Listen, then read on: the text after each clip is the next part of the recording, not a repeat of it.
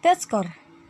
Kalanya orang ingin menghindari bilangan negatif atau desimal dihasilkan oleh z-score, maka statistika akan menggunakan rumus t-score, di mana rumus t-score ini adalah t sama dengan 50 ditambah 10 dikalikan z atau z-score. 50 dan 10 ini nilainya konstan. Rumus Z atau Z-score itu seperti biasa, yaitu X dikurang X bar per S. Oke, lanjut kita akan masuk contoh soal. Skor 68, 66, dan 70. Sedangkan X 64,93 dan S sama dengan 300. Kita tulis dulu diketahuinya ya. Diketahui X sama dengan 68, 66, 70. X barnya 64,93, S-nya sama dengan 3,00. Oke, lanjut. Kita akan masuk ke rumus Z. Z ya. 68 kurang 64,93 per S-nya berapa? 3. Ya, kan dia nolnya bisa dibuang nih, bisa dicoret. Nah, berapa? Baiklah, menurut perhitungan tadi hasilnya yaitu 1,02. Ya. Kemudian kita akan uji T ya. Uji T. Rumusnya apa tadi? 50 ditambah 10 dikalikan Z-score. Oke, kita akan masuk. 50 ditambah 10 dikalikan Z-score-nya berapa?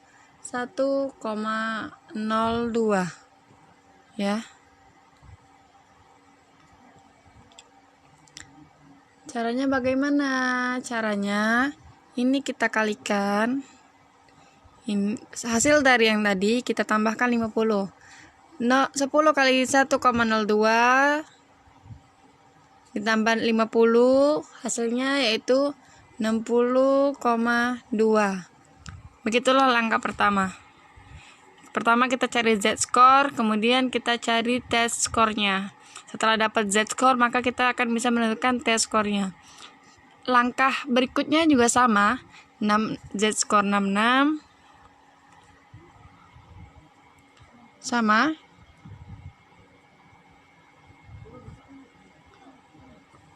Ya, kita langsung hasilnya ya. Kemudian T.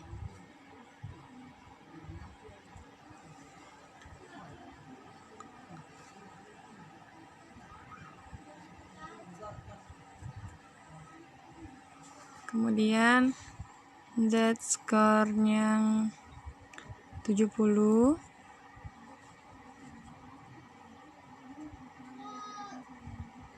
Per 3 sama dengan 1,69.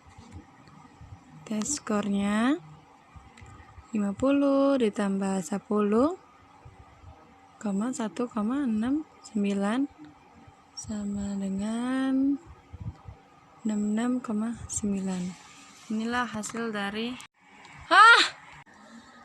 uji normalitas. Baiklah, kita akan masuk ke uji normalitas. Uji normalitas data adalah bentuk pengujian distribusi kenormalan data. Tujuan dari uji ini adalah untuk mengetahui apakah data yang diambil merupakan data berdistribusi normal ataupun tidak. Kita akan menggunakan rumus Chi kuadrat atau C kuadrat. Ini adalah contoh soal yang mau kita utak-atik. Ya.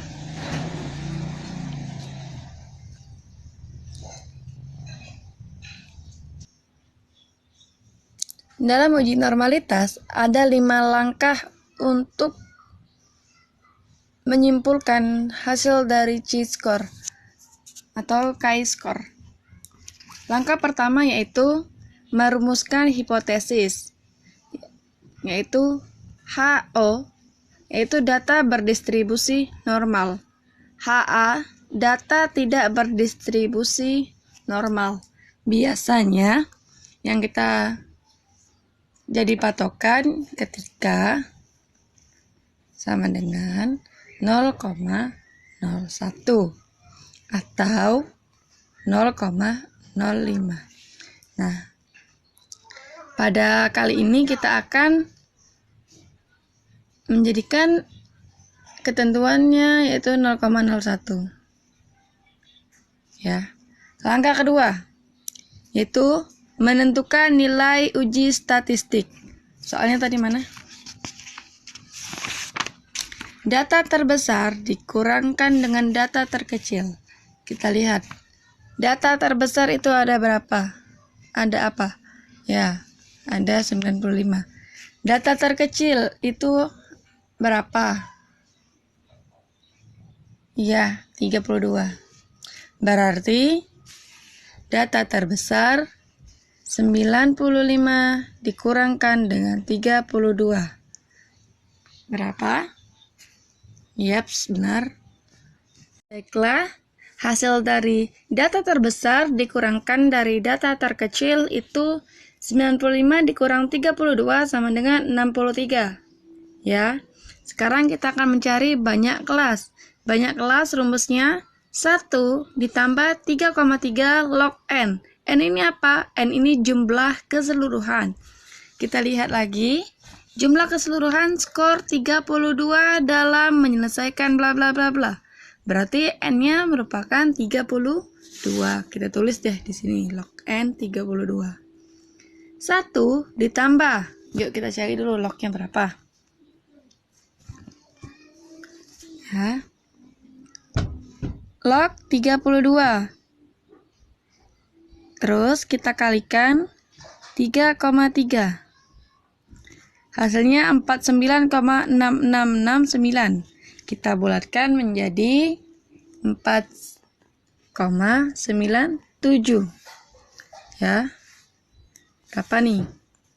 1 ditambah 49,7 sama dengan 5,97. Karena ini hasilnya masih koma-komahan, kita bulatkan menjadi 6. Jadi banyaknya kelas adalah 6. Kita kunci. Ya, ini kita kunci. Sekarang, panjang kelas. Panjang kelas rumusnya jangkauan dibagi dengan banyaknya kelas. Jangkauan tadi berapa? 63. Ya. Kelasnya berapa? Kelasnya 6. Sama dengan 63 dibagi 6 sama dengan 10,5. Ingat, nggak boleh pakai koma, jadi kita bulatkan menjadi 11. Jadi P-nya sama dengan 11. Oke. Setelah menentukan jangkauan, banyak kelas, dan panjang kelas, sekarang kita akan membuat tabel A. Akan ada 2 tabel. Ini tabel A dan tabel B. Nah, di sini berisi ada data, titik tengah, frekuensi dikalikan titik tengah kuadrat, frekuensi dikalikan titik tengah kuadrat. Kita akan isi dulu tabel ini. Tabel cara isinya sama seperti pada pelajaran-pelajaran sebelumnya. Datanya kita taruh di sini. Kemudian kita akan mencari titik tengah dan frekuensinya. Baiklah, setelah kita isi, ini adalah hasil perhitungan dari tabel A, di mana datanya dimulai dari 30 dikurang 40, 41 dikurang 51, 52 dikurang strip 62, bukan kurangnya, maaf, diralat. Kemudian cara cari titik tengah yaitu 30 ditambah 40 dibagi 2. Frekuensi, ya ini banyaknya. Seperti biasa, dari 30 sampai 40 berapa? Ada 1, kemudian 2, 3, 4. Ya. berarti frekuensinya 4.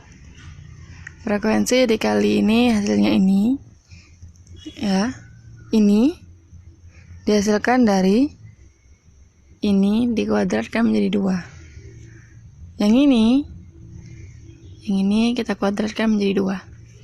Baiklah, guna kita mencari tabel A untuk mencari rata-rata dengan standar deviasinya, kita harus mengetahui jumlah keseluruhannya dulu. Tapi yang penting itu yaitu frekuensi. Jumlah dari frekuensi ini berapa? Ya.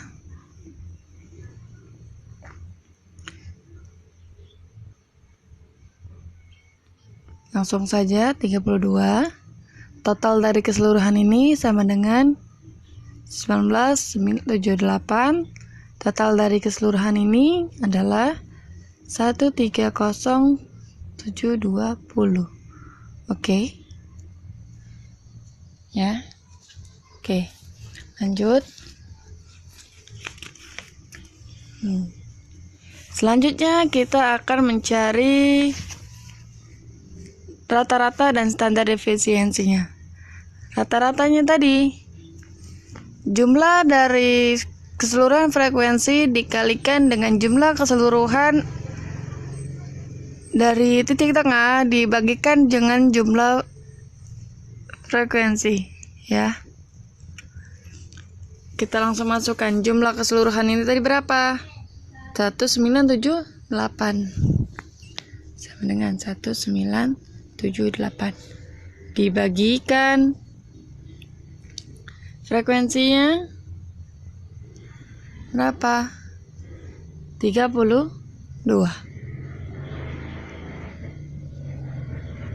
Frekuensi 32. Jumlah keseluruhan, ya. 32 sama dengan, oke, langsung saja 1978 dibagikan dengan 32 sama dengan 61,81. Ya, kita akan masuk standar deviasinya, yaitu sama kayak tadi, tinggal kita masukkan saja. Ini adalah 37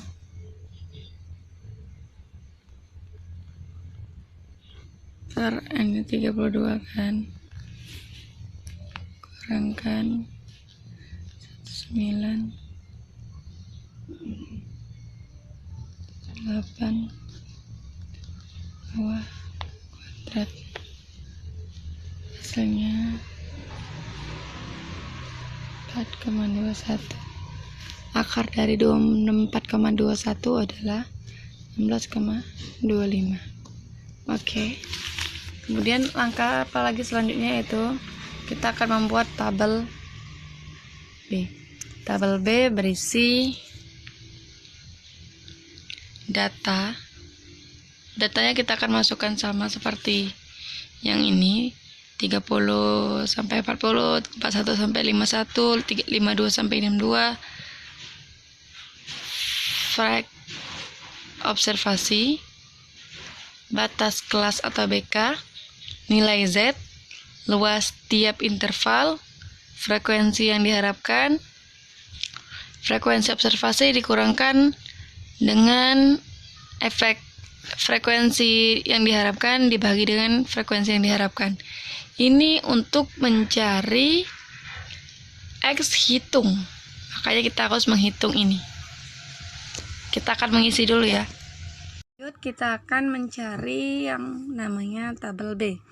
Tabel B ini ada komponennya, ada ini.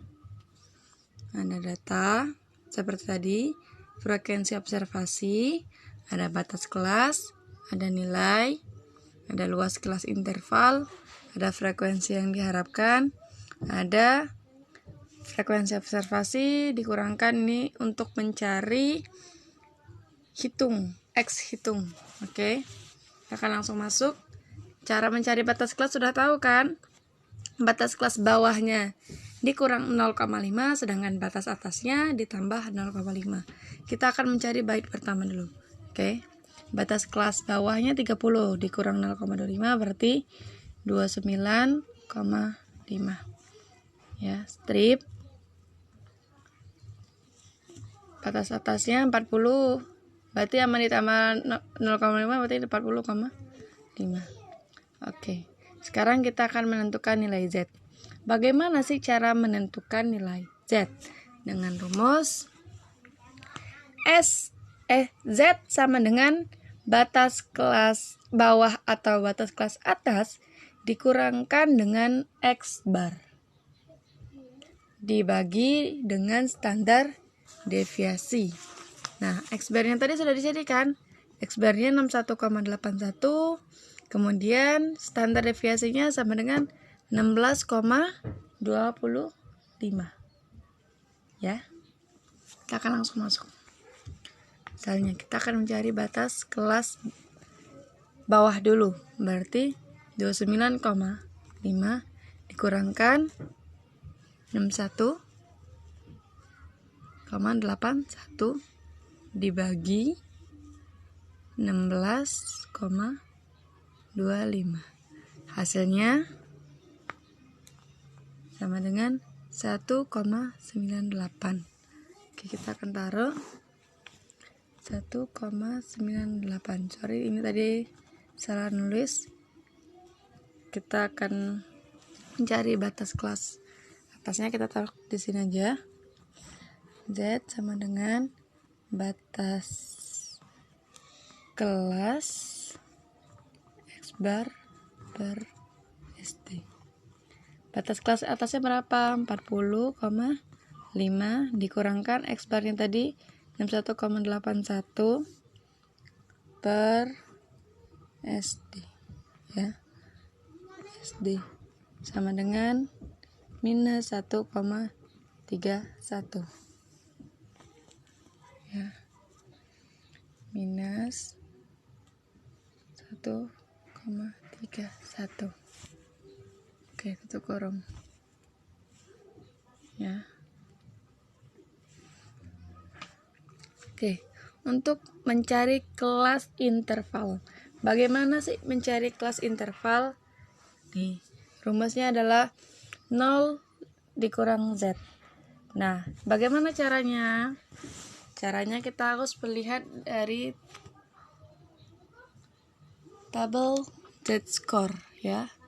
Tabel Z-score. Kita harus tahu dulu Z dari yang tadi berapa? Z yang bawah. Z kelas bawah tadi kan sama dengan 1,98.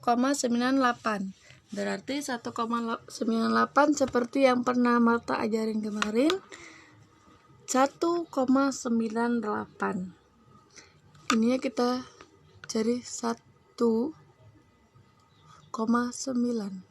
Oh, kita akan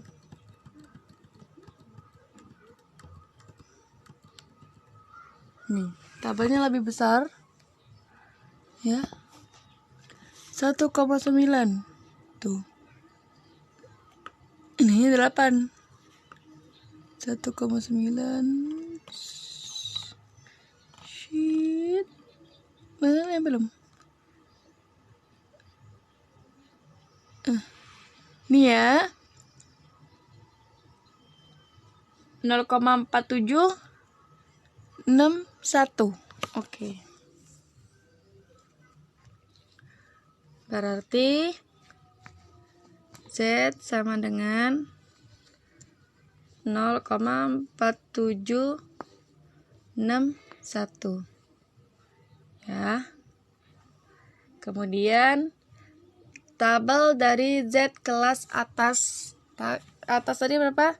Minus 1,31. 1 minus 1,31. 13. Duh.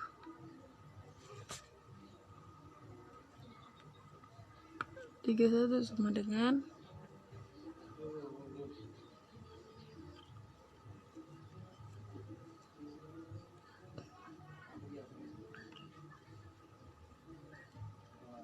Nih.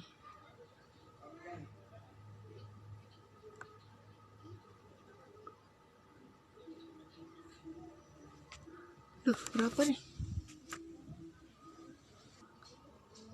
Oke, kita temu ini. Tadi agak sulit memang ya, karena kecil sekali. 1,31 tuh.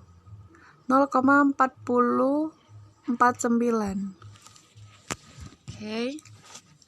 Z-nya yang tuh sama dengan 0,4049. Ya. Ini dari 1,31, yang ini dari 1,98. Nah, rumusnya tadi apa? O dikurang Z. Berarti jadi 0,4761 dikurangkan dengan 40,49 sama dengan 0,0612. Kita masukkan ke luas interval tadi. 0,0612. Ya. Saya ulangin lagi. Cara mencari kelas interval 0 dikurang Z. Bagaimana cara mengetahuinya? Z dari batas kelas atas dan batas kelas bawah itu kita carikan di tabel Z-nya, di mana tabel Z dari 1,98 sama dengan 0,4761, dan dari kelas bawah kelas atas yaitu 1,31, Z-nya dilihat dari tabel Z-nya 0,4049, lalu kita kurangkan, hasilnya menjadi 0,612. Ini untuk mencari luas kelas interval. Langkah berikutnya sama. Kita mencari batas kelas atas, kemudian mencari nilai Z tadi yang sama, kemudian kita mencari luas interval yang seperti tadi. Nah, setelah itu kita akan mencari frekuensi yang diharapkan. Bagaimana cara mencari frekuensi yang diharapkan? Yaitu dengan rumus luas tiap interval dikalikan dengan N. Luas tiap interval berapa tadi? 0,0612 dikalikan dengan N. N itu ke jumlah siswa tadi, yaitu 32. Hasilnya yaitu 1,9584. Kita akan taruh di sini. 1,9584. Nah, berikutnya yaitu cara mencari nilai hitung tadi, yaitu frekuensi observasi dikurangkan dengan frekuensi yang diharapkan dibagi 2. Yang tadi kita kuadratkan dulu. Kita akan langsung masuk rumus. Ya. Frekuensinya berapa? 4. Ya. Frekuensi yang 4 dikalikan dengan 19584 ya, per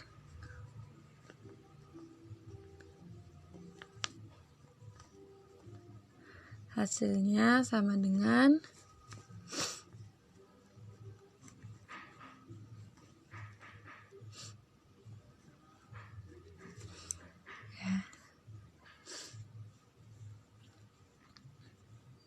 kita akan taruh di sini 2,12803 ya. Ini tabel B yang kita harus cari. Ingat, batas kelas atas bawah, nilai Z-nya dengan rumus batas kelas dikurang dari X bar dengan standar deviasi, kemudian luas tiap interval seperti tadi ya. kita dilihat dari tabel Z, kemudian frekuensi yang diharapkan itu interval dikalikan dengan nilai keseluruhan. Berarti ini menggunakan rumus ini, sedangkan yang ini dicarinya ini dikalikan dengan ini. Ya, nih. Oke, kita akan mengisi jumlah keseluruhannya dulu. Oke, lanjut. Kita sudah dapatkan hasil dari perhitungan yang sama. Nih, bisa di screenshot. Oke, lanjut.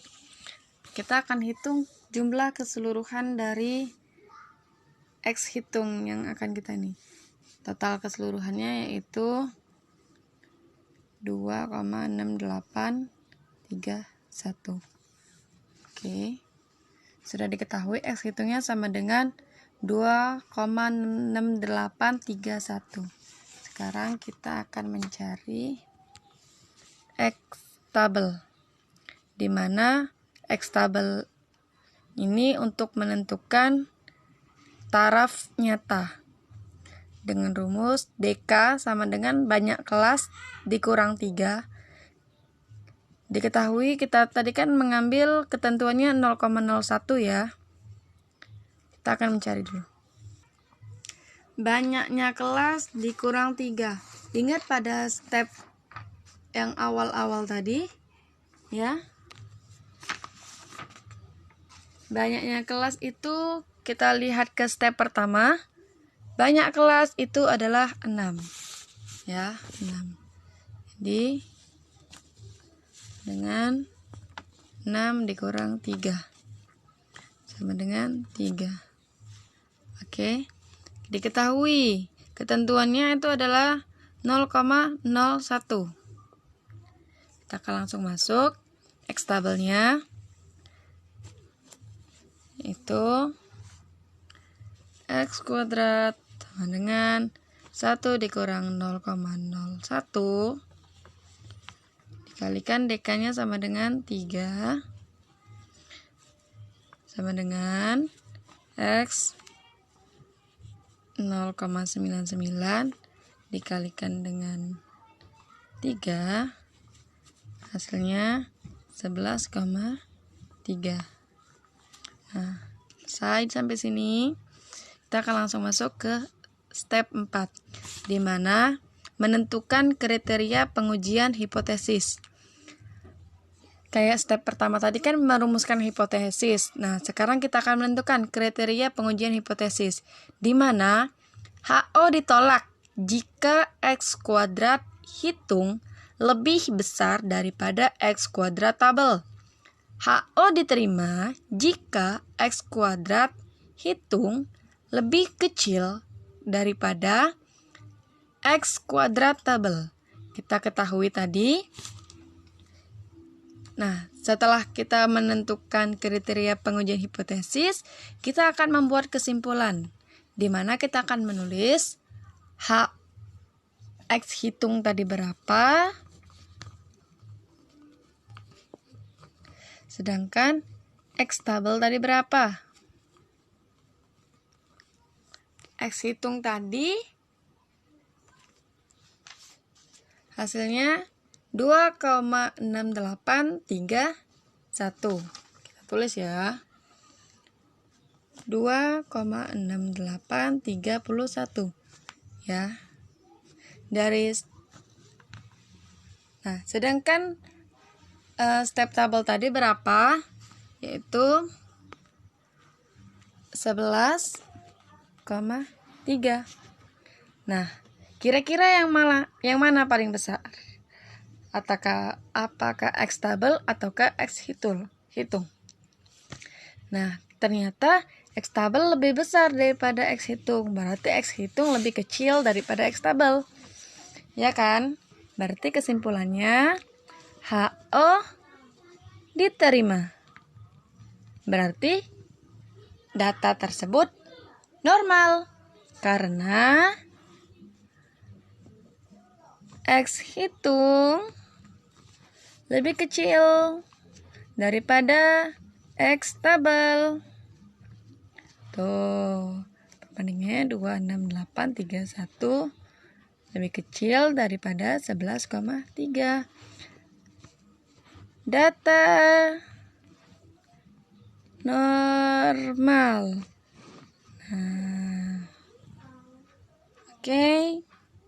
Itulah presentasi dari Syakiratul Hasanah via online. Lebih dan kurang Syakira mohon maaf, pada Allah Syakira mohon ampun. Wassalamualaikum warahmatullahi wabarakatuh.